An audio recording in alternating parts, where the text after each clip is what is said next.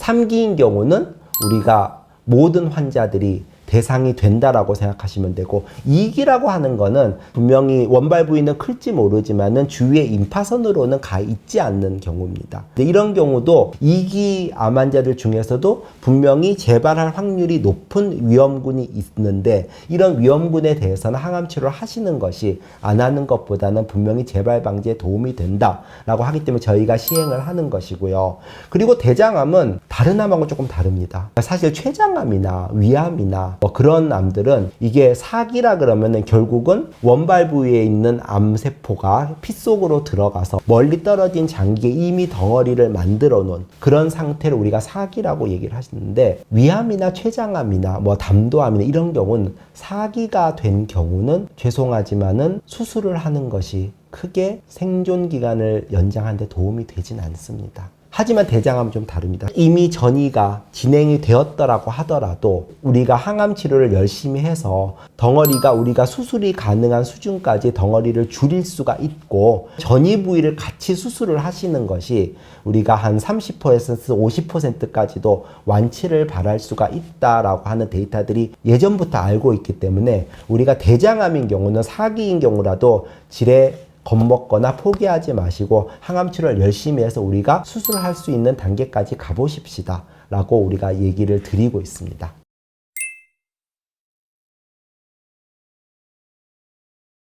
OFU라고 된 약을 분명히 여러분들이 아마 보셨을 겁니다. 그 약이 현재 아마 대장암에서는 가장 처음으로 우리가 효과가 있다라고 하는 약으로 나온 거기 때문에, 아직도 이제 이 5FU란 제제를 우리가 하나의 아주 거대한 기반으로 생각을 하고 있습니다. 이제 여기다가 이제 차츰 새로운 약제를 집어넣고 하면서 여러분들이 옥살리플라틴이라든지 이리노테칸 이런 약들을 분명히 들어보셨을 거예요. 그래서 5FU라고 하는 제제에 옥살리플라틴 또는 이리노테칸 또는 심지어는 그 두 가지를 같이 이렇게 쓰는 치료법이 일단은 대장암의 가장 기본적인 얼개라고 생각하시면 됩니다. 그 다음에는 이제 5FU가 주사기 때문에 사실 여기에 대해서 조금 힘들어 하시는 분이 있고, 5FU를 우리가 먹는 약으로 만든 게 바로 젤로다라고 하는 약입니다. 그것도 아마 여러분들이 들어보셨을 거예요.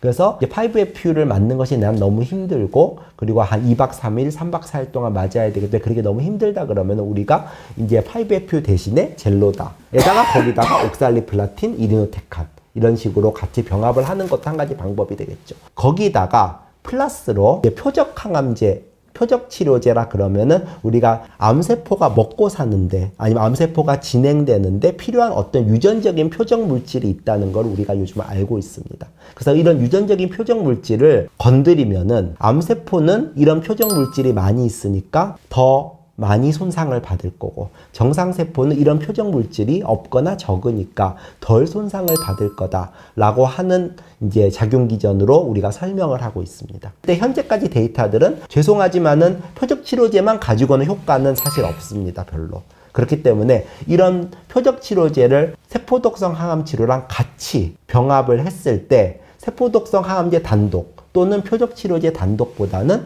더 효과가 있는 것으로 되어 있습니다.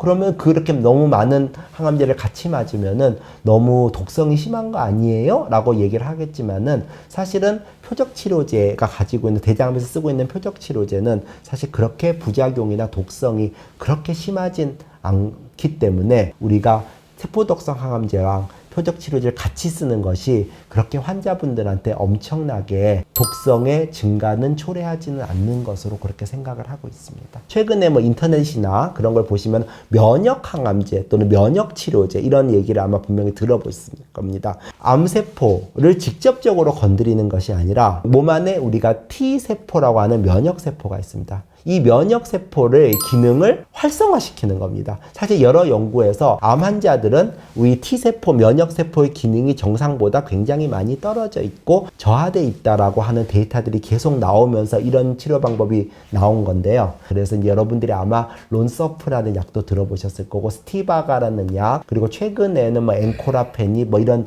여러 종류의 약들이 있는데, 면역 항암제는 바로 암세포를 죽이는 것이 아니라 암세포의 어떤 면역 활동을 관장하는 T세포의 기능을 활성화시켜서 결국은 T세포가 암세포를 잘 잡아먹고 잘 죽이도록 하는 목적으로 나온 겁니다.